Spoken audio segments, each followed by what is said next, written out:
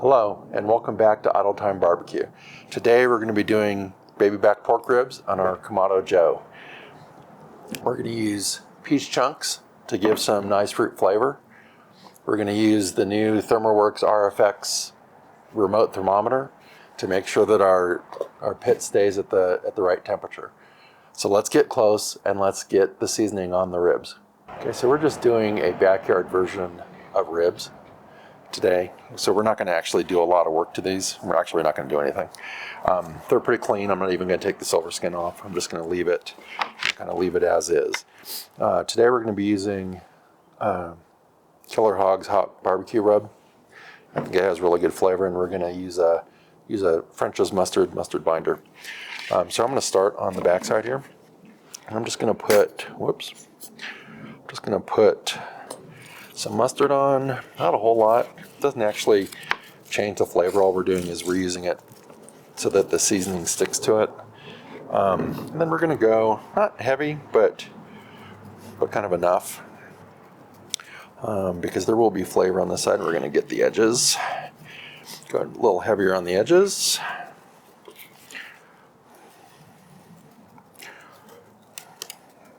Okay. So that's probably all we're going to do for this size. And then I'm going to just pat that in, because I do want it to stick, and I'm going to flip them over and we're going to do the same thing.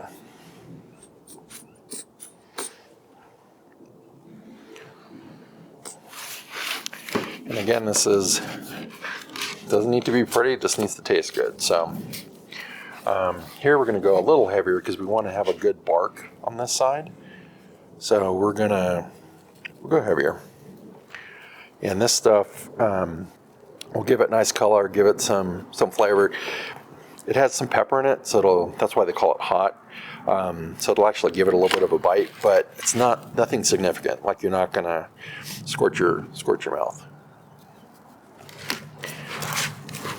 And then here we're just want to make sure we get good coverage on the top because that's where all the meat is, and that the seasoning will really sink into that. Okay. Actually, just down there at the end. There we go. We're going to pat that in as well.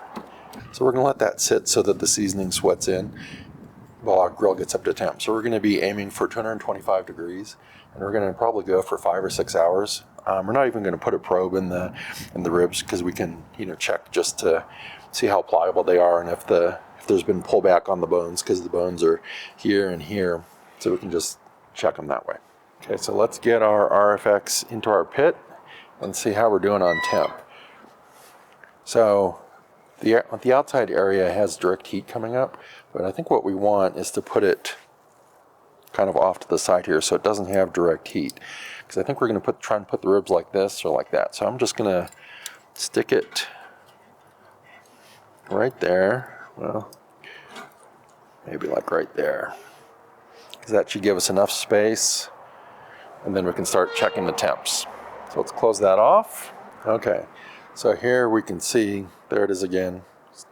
So it's just in there, and according to that, the inside is 72 degrees, which is kind of a long ways from where we want to get to. So we still have a little while before we put the meat on. Okay, we're sitting at 220, which is a little bit under what we were trying to get to, but it'll get there. And I want to get these on, so I'm gonna put them on, and then we'll let them cook for a few hours. Okay, so our temp is close enough, so we're gonna open up the grill. We're gonna get our ribs over, and you can see that there's a nice, the seasoning is sweated in very, very nicely. So we're going to just place these on here, and we're gonna try and get them so that they go mostly over the drip pan. And I do have a drip pan on there and a diffuser below it. So they don't quite fit completely over it, but that's okay. We'll just drip down into the side. So we're going to let this cook for probably 3 or 4 hours, and then we'll come back and check on them. It's been about 3 hours. So let's take a look and see what the ribs look like. Oh man, they're starting to look good. They got a nice crust on them. So the way we're going to test them is I'm going to reach under here. See, and they haven't broken down yet, so they still need a little more time. but they're definitely getting there. So we're going to give them another hour at this temp, and let's see how they do. So we'll come back and check in an hour. So it's been about another hour. Let's give the ribs a check. They have a good crust on them. Oh, and they're breaking apart. Okay, so these are totally ready. So what we're going to do is we're going to pull them off onto our tray here. Let's get a good look at them. So you can see that it's pulling back, and these bones are not quite loose, but you can definitely see that it's got a nice crust on it, and it's nice and tender. So we're going to let this rest, and then we're going to dig into them. Thank you for watching the video. I hope you enjoyed it. If you did, please give it a like, subscribe to our channel. We have a lot more videos coming. Thank you. See you later. Bye-bye.